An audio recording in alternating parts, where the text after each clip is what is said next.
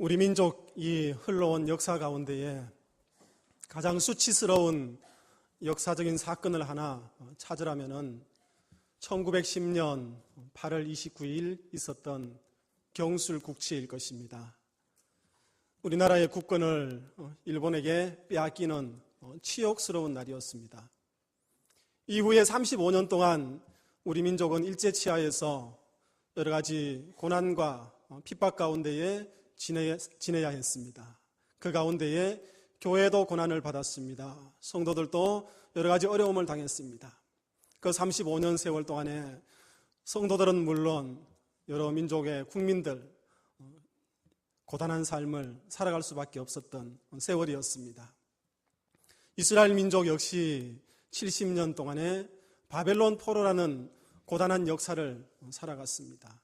그런데 우리가 성경을 보면은 그 바벨론 포로는 이스라엘 백성들의 죄악의 결과였음을 알 수 있습니다. 성경 여러 곳에서 왜 이스라엘이 바벨론으로 포로로 잡혀가서 그렇게 고난의 역사 가운데에 살아야 했던가?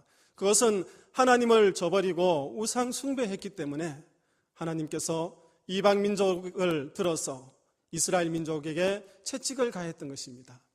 그런데 하나님의 채찍은 그 백성들을 꺾으시는 데 목적이 있는 것이 아니라 하나님께서는 이스라엘 백성들을 너무 사랑하셨기 때문에 그 백성들의 마음을 돌이키기 위해서 그 바벨론을 들으셨던 것입니다.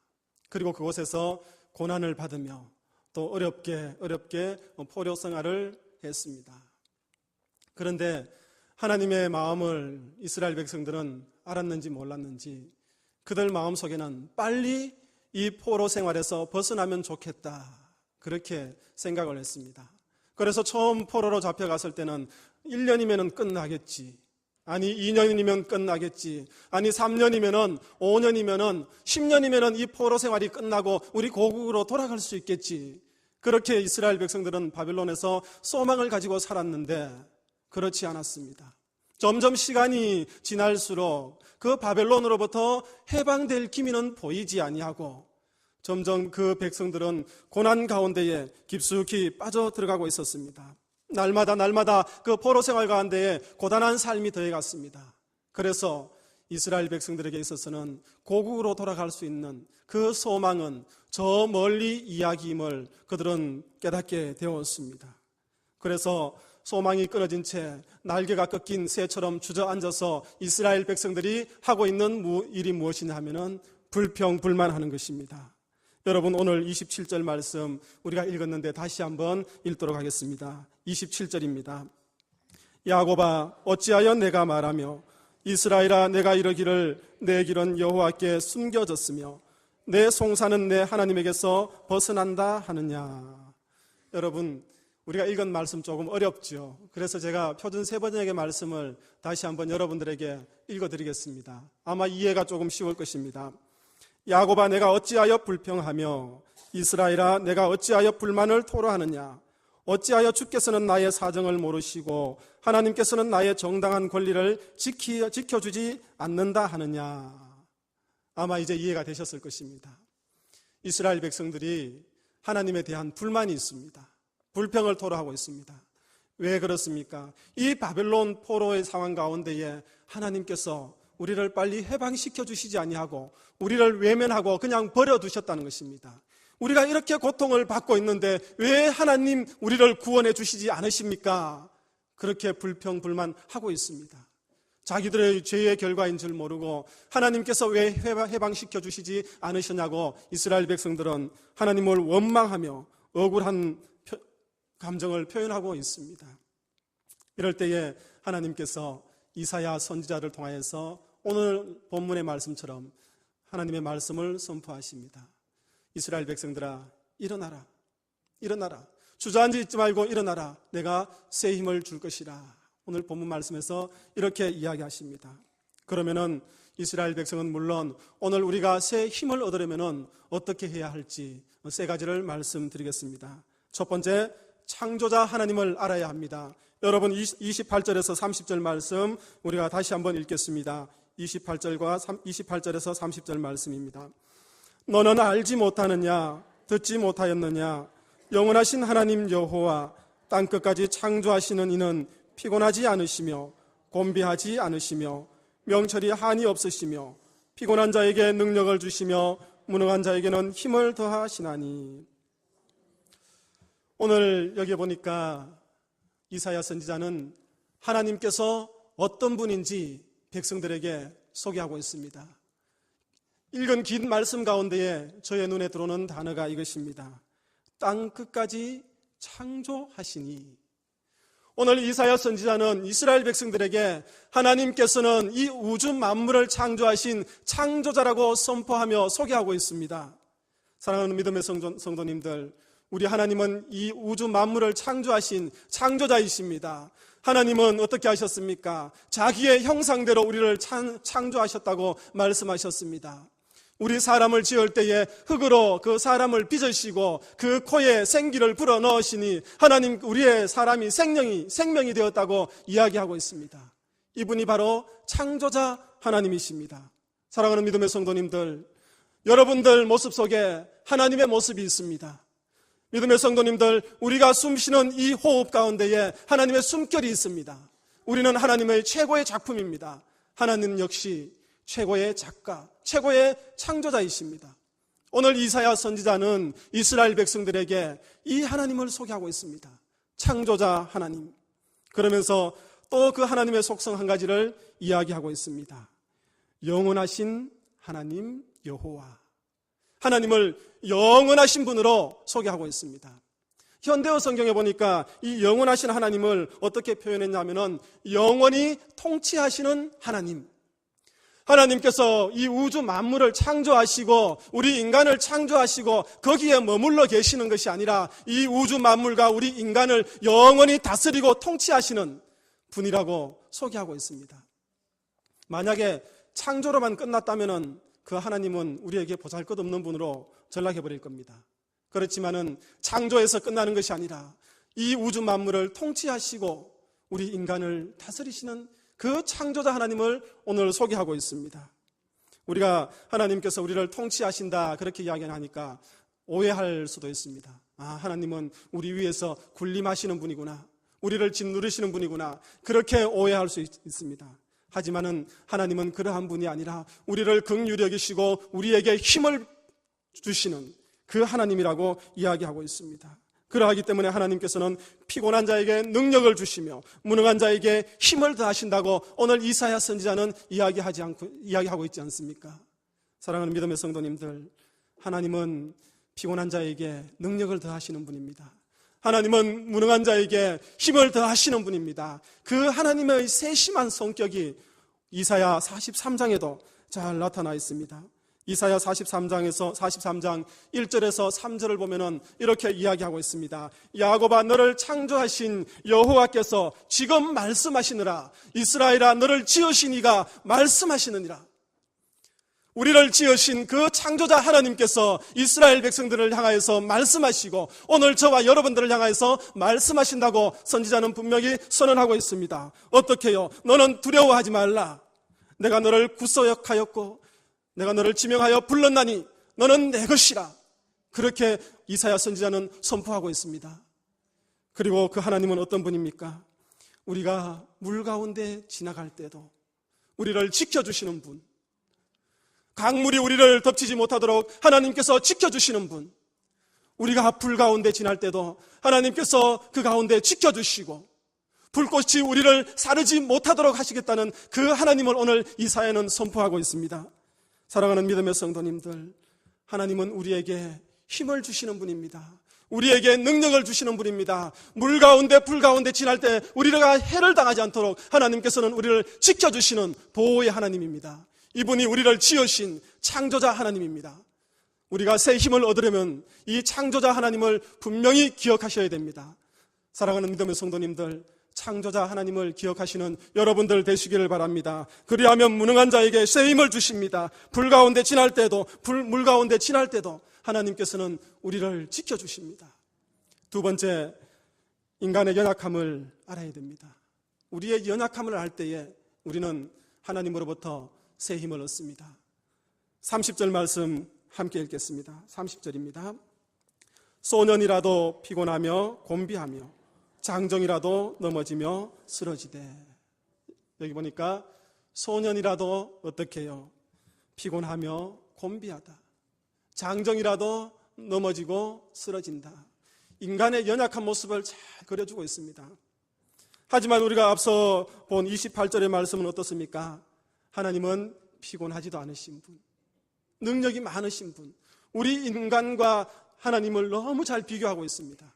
하나님은 모든 것을 하실 수 있는 분, 우리 인간들은 너무 연약해서 그것들, 하나님이 하시는 일들 절대로 흉내도 못 내는 그런 연약한 인간, 그렇게 이야기하고 있습니다.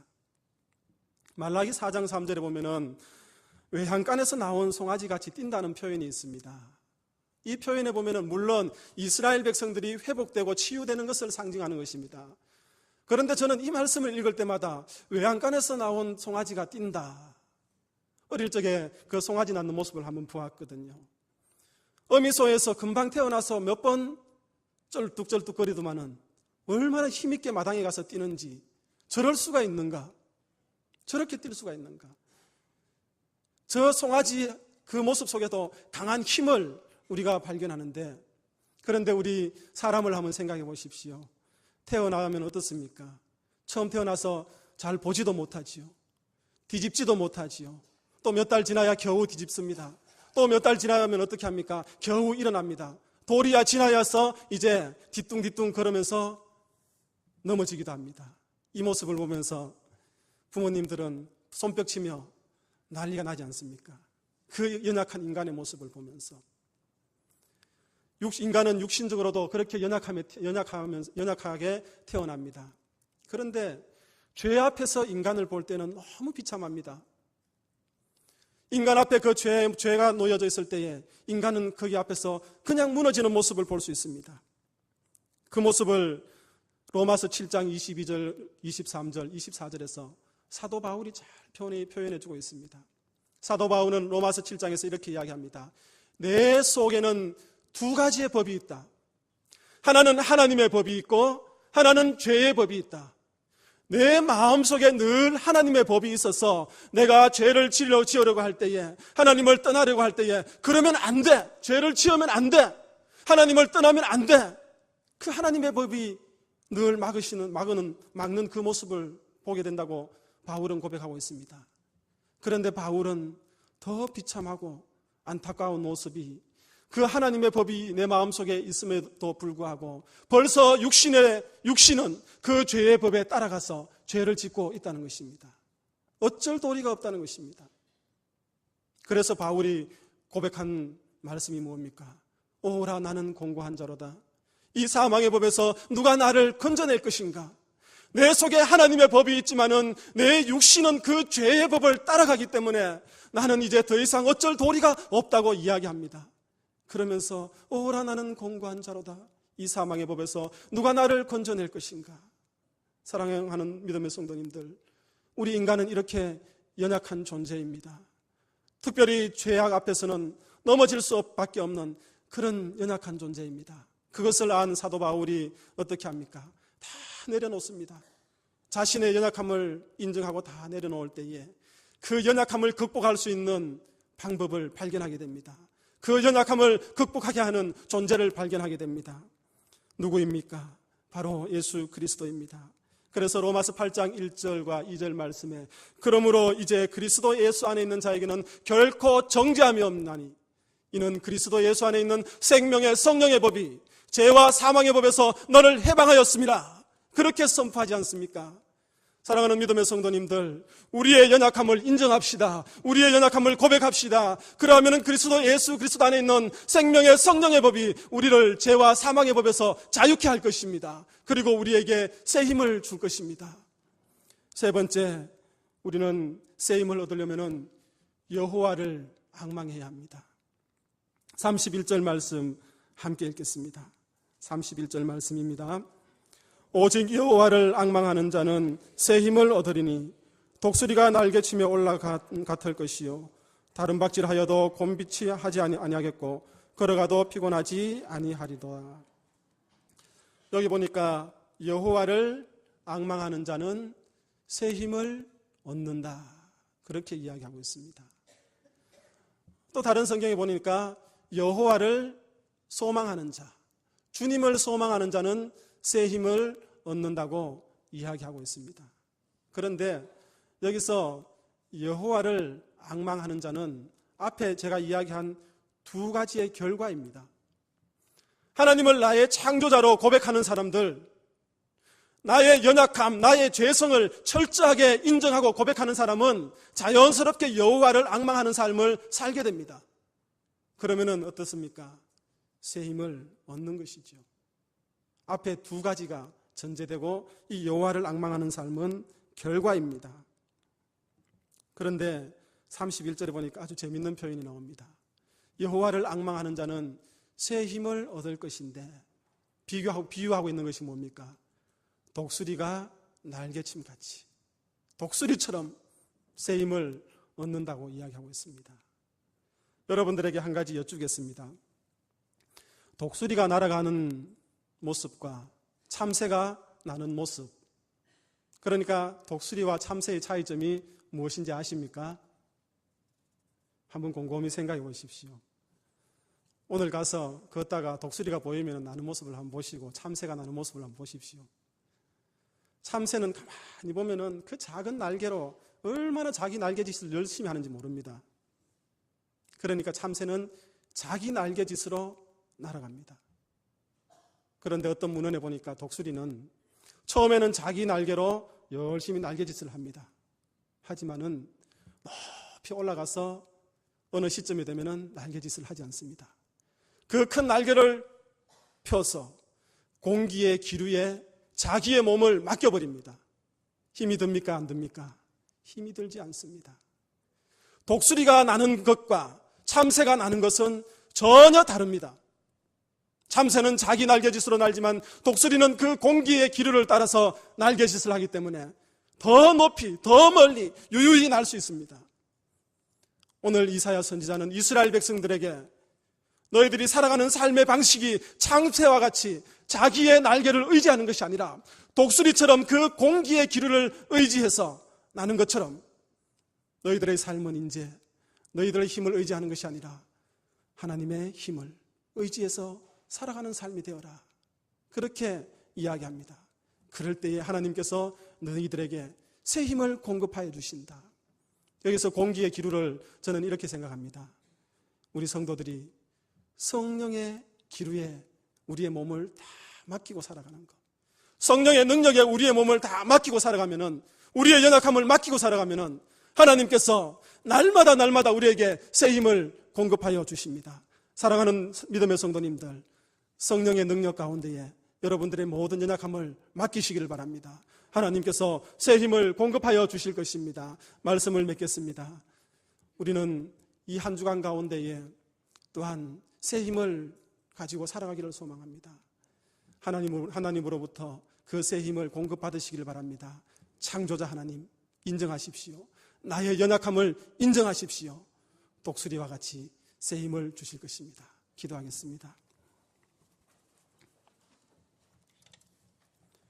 하나님, 이스라엘 백성들은 자기들의 암울한 현실 가운데에 하나님이 도와주시지 않고 하나님이 외면하였다고 불평불만하며 살아갔지만은 하나님께서는 이스라엘 백성들에게 일어나라고 말씀하셨습니다.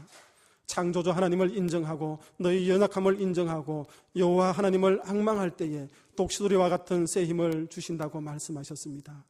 오늘도 사랑하는 믿음의 성도님들, 창조주 하나님을 인정하게 하여 주옵소서. 우리의 연약함을 인정하게 하여 주옵소서. 오직 여호와를 앙망하는 삶을 살아가게 하여 주옵소서. 그래서 한 주간 삶의 자리에서 살아갈 때에 하나님이 주시는 그 힘으로 살아갈 수 있는 우리 남부교회 모든 권속들 되게 하여 주옵소서.